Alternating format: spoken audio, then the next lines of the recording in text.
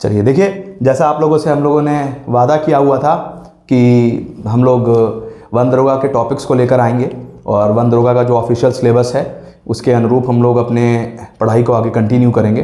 तो classroom with Aditya में आपके साथ हमारा पहला टॉपिक जो है, आप देखेंगे जो हमारा पहला टॉपिक है, वो है आपका आरक्षित वन। ठीक है, आप आरक्षित वन की जब बात करते हैं तो ये आरक्षित वन और संरक्षित वन आपके खुद अपने आप में दो टॉपिक तो हैं, साथ ही अगर आप सिलेबस में देखें तो भारतीय वन अधिनियम का भी उल्लेख किया गया है। भारतीय वन अधिनियम के अंतर्गत भी आपको इस टॉपिक को पढ़ना है।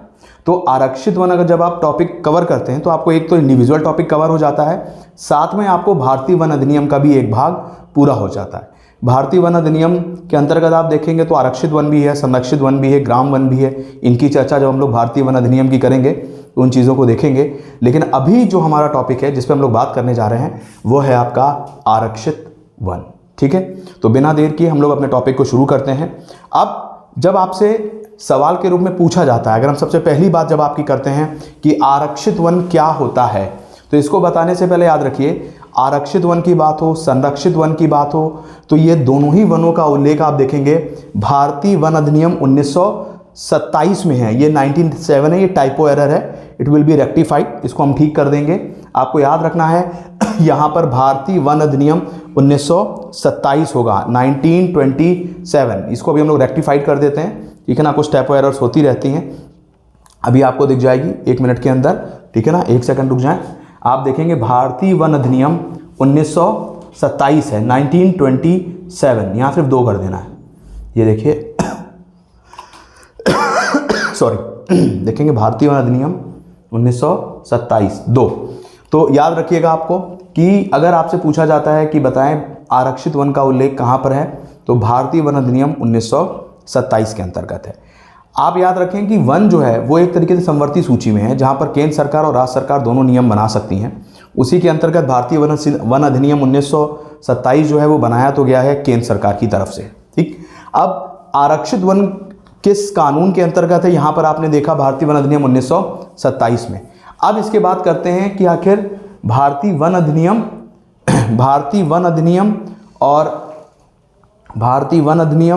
संरक्षित वन, इन सारे वनों का अंतर क्या है। तो इसके लिए आप देखेंगे, आपको थोड़ा सा पहले हमें इस टॉपिक के लास्ट में आना पड़ेगा, जहां पर हम लोगों ने इस डिफरेंशिएशन को बताया हुआ है आपको, और आपको सिर्फ एक लाइन के रूप में याद रखना है, इससे इजी परिभाषा नहीं हो सकती। वन की कोई निश्चित परिभाषा नहीं है कहीं भी। ठीक है, इसको लेकर चर्चा भी होती रहती है कि वन का कोई स्पेशल एक अलग से परिभाषा कहीं नहीं दी गई है।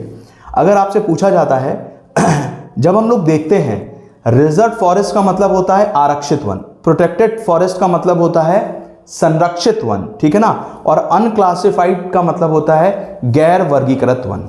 ये 3 प्रकार के अधिसूचित वन हैं जिन्हें हम लोग नोटिफाइड फॉरेस्ट कहते हैं। तो अधिसूचित वन के अंदर जो पहला प्रकार है उसे हम लोग कहते हैं आरक्षित वन, रिजर्व्ड फॉरेस्ट। तो देखिए, रिजर्व फॉरेस्ट और संरक्षित वन, प्रोटेक्टेड फॉरेस्ट, इसका अंतर सिर्फ आपको एक लाइन से मिल जाएगा। इस लाइन में क्या क्या है, आरक्षित वन क्या होता है, एक ऐसा वन होता है जहां पर ऑल एक्टिविटीज आर प्रोहिबिटेड। आपको इस लाइन पर फोकस करना है। आरक्षित वन एक ऐसा वन होता है जहां पर सभी प्रकार की गतिविधियां मना होती हैं जब तक ये ना बताया जाए कि आप क्या क्या कर सकते हैं, अनलेस परमिटेड। याद रखिए, आरक्षित वन की शुरुआत होती है, आप उसके अंदर कोई गतिविधि नहीं कर सकते। क्या कर सकते हैं ये सरकार बताएगी, अनलेस परमिटेड। जबकि संरक्षित वन की खासियत होती है ऑल परमिटेड अनलेस प्रोहिबिटेड। आप उनके अंदर सब कुछ कर सकते हैं जब तक सरकार ये नहीं बताए क्या क्या नहीं कर सकते हैं। बात समझ रहे हैं आप? आरक्षित वन के अंदर शुरुआत में सब कुछ मना है, बाद में सरकार बताती है क्या कर सकते हैं। संरक्षित वन के अंतर्गत सब कुछ कर सकते हैं, बाद में सरकार बताती है कि आप क्या क्या नहीं कर सकते हैं। और जो दोनों में नहीं आते वो क्या कहलाते हैं, अनक्लासिफाइड्स वन कहलाते हैं, या गैर वर्गीकृत अवर्गीकृत वन कहलाते हैं। बात समझ में आ गई? इतने में कोई समस्या कि इस बात को अगर आप देखेंगे तो ये आपको यहाँ पर दिखाई दे रही। अब आइए हम लोग चलते हैं अपने बिल्कुल शुरुआत में, जहाँ पर हम लोग अपने फर्स्ट पेज के अंतर्गत हैं। आप देखेंगे कि यहां पर आ जाइए। आपको पता है भारतीय वन अधिनियम 1927 के किस अध्याय में आरक्षित वन की चर्चा करी गई है? अध्याय 2 के अंदर आपकी भारतीय वन अधिनियम में आरक्षित वन की चर्चा करी। तो आपको पहला फैक्ट याद रखना है, भारतीय वन अधिनियम का अध्याय 2 जो है वो आपके आरक्षित वन की बात करता है। अब देखिए दूसरा सवाल, आरक्षित वन, किसी वन को आरक्षित घोषित करने की शक्ति किसके पास होगी? तो ये बात है धारा 3 के अंदर। देखिए अब चूंकि वन दरोगा का पेपर है तो इसलिए संभावना है कि हो सकता हो कुछ धाराएं पूछ ली जाए अगर अधिनियम दिए गए हैं। तो हम लोगों ने इस बात को भी कंसीडर पे रखा हुआ है कि हम लोगों को क्या करना है कि कुछ सारी धाराएं नहीं पढ़नी है सॉरी, सारी धाराएं नहीं पढ़नी, लेकिन कुछ जो इंपॉर्टेंट धाराएं हैं 4-5, चूंकि अधिनियम बहुत कम है तो मेरे ख्याल से 10-15 धाराएं बनेंगी। तो ऐसे में आपको जो 3-4 प्रमुख धाराएं हैं उनके बारे में भी आपको पता होना चाहिए। जैसे भारतीय वन अधिनियम के चैप्टर 2 के अंदर दिया गया है आरक्षित वन, ठीक है। और अगर आप देखेंगे कि धारा 3 में क्या दिया गया है, वन आरक्षित करने की शक्ति राज्य सरकार के पास है, लेकिन वही भूमि जिस पर राज्य सरकार का अधिकार है या जिसकी वन उपज पर सरकार का अधिकार है। देखिए आपसे अगर पूछा जाए कोई वन आरक्षित वन कौन बना सकता है, तो आपको याद रखना है धारा 3 कहती है यह करने का अधिकार किसके पास होगा? राज्य सरकार के पास होगा। ऐसी किसी भी वन पर जो ऐसी किसी भी भूमि पर जो राज्य सरकार की संपत्ति है या सरकार उससे अंशतः या पूरी तरीके कोई भी वन उपज लेती है तो सरकार के अधिकार में है। और आरक्षित वन, किसी वन को आरक्षित करने की शक्ति किसके पास होगी? राज्य सरकार के पास होगी। चलिए आगे बढ़ते हैं। अब आरक्षित वन करेंगे तो उसकी घोषणा करनी पड़ेगी। तो आरक्षित वन अगर आपको किसी को घोषित करते हैं तो उसकी घोषणा और अधिसूचना के द्वारा उसको आरक्षित किया जाएगा। तो इसके लिए क्या करा जाएगा? धारा 20 के अंदर आरक्षित वन घोषित करने से पहले सरकार एक व्यवस्थापन अधिकारी की नियुक्ति करती है, ठीक है। अब देखिए यहां पर आपको एक वर्ड याद रखना है कि व्यवस्थापन अधिकारी आरक्षित वन में किस धारा से आता है? तो धारा 20 से आता है। व्यवस्थापन अधिकारी क्या होता है मैं आपको बता देता हूं, एक लाइन में आप समझ जाएंगे। जब किसी वन को आरक्षित वन घोषित किया जाता है तो मान लीजिए उस वन पर पहले से किसी का कोई अधिकार हो, उसकी कृषि भूमि रही हो, उसका घर रहा हो, मान लीजिए कोई क्षेत्र था, तो ऐसे में अगर किसी अन्य का उस भूमि पर कोई अधिकार जन्म लेता है, कोई राइट बनता है, तो सरकार जब आरक्षित वन घोषित करने वाली होती है तो उससे पहले सरकार एक व्यवस्थापन अधिकारी नियुक्त करती है।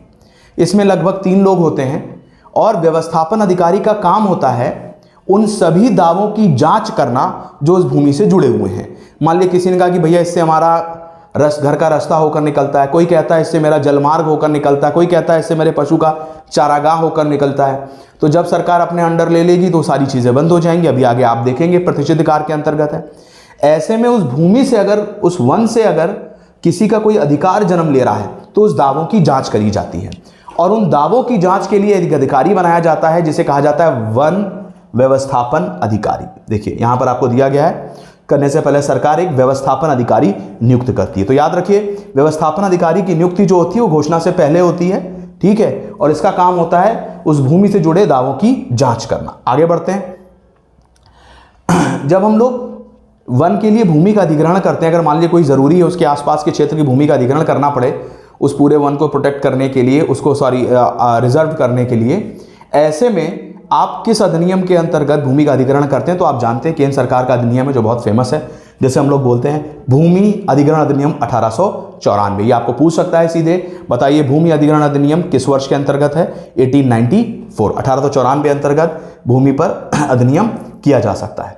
अब देखिए आगे देखिए, जब आप क्या करते हैं, यहां पर आपसे क्या कह रहा है कि मान लीजिए आपको वन व्यवस्थापन अधिकारी ने जो निर्णय दिया कि नहीं भैया आपका अधिकार नहीं बनता या आपका अधिकार कितना बनता है, और आप उससे अगर नाखुश हैं, ठीक है, आपका किसी भूमि से कोई अधिकार जन्म लेता है और वन व्यवस्थापन अधिकारी कहता है नहीं भैया इस पर आपका कोई हक नहीं बनता, तो अब आपको शिकायत करनी है, अपील करनी है। तो आप देखिए अपील कहां कर सकते हैं। इसके लिए धारा 17 के अंतर्गत, याद रखिए धारा चैप्टर 2 के अंदर हम लोगों ने पढ़ा था, आरक्षित वन की बात करी थी। फिर 3 में हम लोगों ने शक्ति को देखा था, राज्य सरकार जो है वो आरक्षित वन बनाती है। आपने धारा 20 में व्यवस्थापन अधिकारी का नाम सुना, और यहां पर धारा 17 के अंतर्गत आपको न्यायालय मिलेगा, उसे कहते हैं वन न्यायालय। अंडरलाइन रखिएगा कि व्यवस्थापन अधिकारी के विरुद्ध अगर अपील करनी है तो आप हाई कोर्ट नहीं जाएंगे, पहले आप सुप्रीम कोर्ट नहीं जाएंगे। सरकार एक वन न्यायालय की, राज्य सरकार एक वन न्यायालय की स्थापना करती है जहां पर आप अपनी बात कहते हैं। और वन न्यायालय में कितने सदस्य होते हैं? 3 सदस्य होते हैं।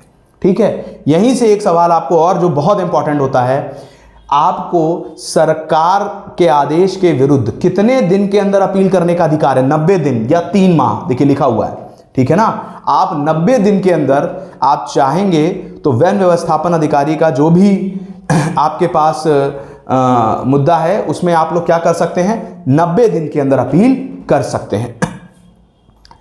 याद रखिए, वन न्यायालय के अंतर्गत जो भी निर्णय लिया जाएगा वो कैसे लिया जाएगा? बहुमत से। और अगर आप निर्णय से खुश नहीं हैं तो इसका डिसीजन कौन करेगा? उसका डिसीजन कौन करेगा? इसका डिसीजन करती है केवल और केवल राज्य सरकार। वन न्यायालय ने जो निर्णय दिया है वो बहुमत से होंगे और केवल राज्य सरकार के पास जाकर ही आप क्या कर सकते हैं? आप राज्य सरकार के पास जाकर ही केवल आप अपील कर सकते हैं। आप देखिएगा, आपको पता है भूमि पर दावा करने की समय सीमा 90 दिन, धारा 6, इस पर हम लोगों ने चर्चा करी हुई है। साथ में देखिए, अगर आरक्षित वन में किसी लोक या प्राइवेट मार्ग या जलमार्ग को बंद किया जाता है तो कब बंद कर सकते हैं? जब उसके बदले कोई मार्ग का विकल्प दे दिया हो। याद रखिए, अगर मान लीजिए सरकार ने किसी वन को आरक्षित वन घोषित किया और अगर आप जानते हैं कि भाई आपके घर का दरवाजा, उसके रास्ता उसके आरक्षित वन से होकर गुजरता है, आपको लगता है नहीं कोई जलमार्ग वहां से होकर गुजरता था जिससे लोग आते जाते थे, मान लीजिए नदी होकर गुजर रही थी, लोगों को जोड़ने का वही रास्ता था, ऐसे में सरकार उसको बंद कर सकती है। लेकिन बंद करने से पहले उसे क्या करना पड़ेगा? कोई आपको एक विकल्प वाला मार्ग भी देना पड़ेगा।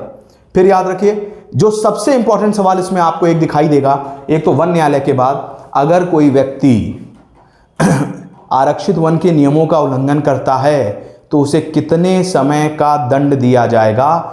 6 माह का दंड या 500 रुपये जुर्माना या दोनों? ये जरूर अंडरलाइन याद रखिए। जो सबसे इंपॉर्टेंट सवाल है, भारतीय वन अधिनियम 1927 के अंतर्गत कहां पर प्रतिषिद्ध कार्य दिए गए हैं? तो धारा 26 में बताया गया है क्या क्या कार्य नहीं किए जा सकते, और अगर आप उनका उल्लंघन करेंगे तो आपको 6 माह का कारावास, 500 रुपये जुर्माना या दोनों दिया जा सकता है। फिर आ जाइए, आरक्षित वन वापस करने की शक्ति, यानी किसी भी वन को जो आपने आरक्षित वन घोषित किया था उसको अगर समाप्त करना हो कि अभी आरक्षित वन नहीं रहेगा, यह शक्ति किसके पास है? तो याद रखिए, राज्य सरकार के पास है। ठीक है ना, राज्य इसे वापस ले सकती है। और अंत में याद रखें, धारा 4 के अंतर्गत आरक्षित वन को अधिसूचित करने की प्रक्रिया दी गई है, सामान्य सी बात है। और याद एक तथ्य जो आपको सबसे महत्वपूर्ण याद रखना है इसमें, और अगर हम लोग आरक्षित वन की बात करें और संरक्षित वन की बात करें तो किस प्रकार के वन सबसे ज्यादा सुरक्षित होते हैं, कहां पर सबसे ज्यादा प्रतिबंध होते हैं, कहां पर सबसे ज्यादा गतिविधियों को रोका जाता है, तो हमेशा याद रखिएगा आरक्षित वन सबसे सुरक्षित वन माने जाते हैं संरक्षित वनों की अपेक्षा। ठीक है, फिर याद रखेंगे, जिस वन को, ये बता दिया ऑलरेडी आपको, ठीक है ना, जो आरक्षित वन होता है उसको संरक्षित वन घोषित नहीं कर सकते, क्योंकि जाहिर सी बात है, आप जानते हैं क्योंकि वो सबसे ज्यादा है सुरक्षित है, तो आरक्षित वन पहली कैटेगरी में आ जाता है।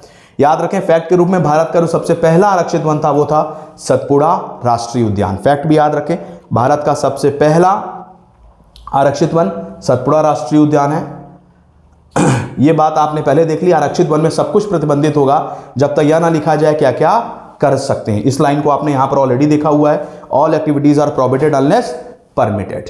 ठीक है, तो आरक्षित वन में आपको थ्योरेटिकली देखेंगे तो इतनी बातों को आपको क्या याद रखना है? इतनी बातों को आपको याद रखना है। अगर आप इतनी बातों को याद रखते हैं तो आरक्षित वन के अधिनियम, वन अधिनियम के अंतर्गत आरक्षित वन से जुड़े जो विधिक प्रावधान हैं उनके रूप में इसकी व्याख्या के लिए इतना पर्याप्त है।